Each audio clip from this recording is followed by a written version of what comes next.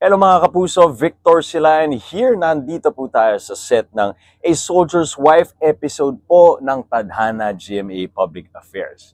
Habang nag-iintay po ng aking eksena, maglaro muna tayo ng Rate My Bag. Nasa tabi ko ang aking bag, aalamin natin ang laman nito, ang mga taping essentials ko. Okay, simulan natin. Sa pocket na to, ang nilalagay ko ay ang inhaler para laging fresh. Tapos power bank para laging charge ang aking cellphone, and of course the cable.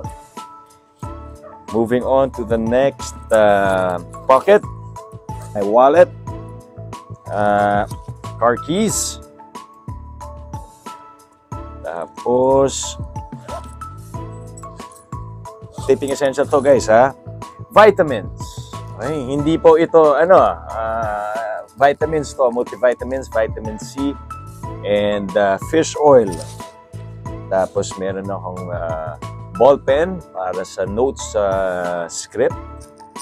And then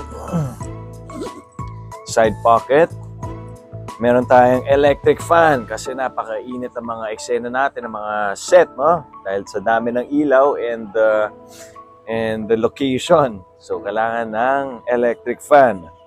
Dala ko rin ang aking salamin at shades. Shades yata ang laman nito. And then, moving on to this other pocket, meron akong, portable bidet. Diba? Para anytime nature calls, laging handa dahil sundalo ko. Kaya dito lang. So, dito sa back pocket, got my laptop, iPad, isang napaka-importante, ang resibo.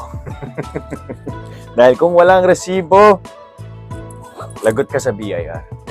Para makakuha ng TF. Cellphone, tapos nasa na ba ako? Main pocket, coffee, earphones, and mga ibang gadgets like charger, blah blah blah. Ano pa nandito? Charger ba to?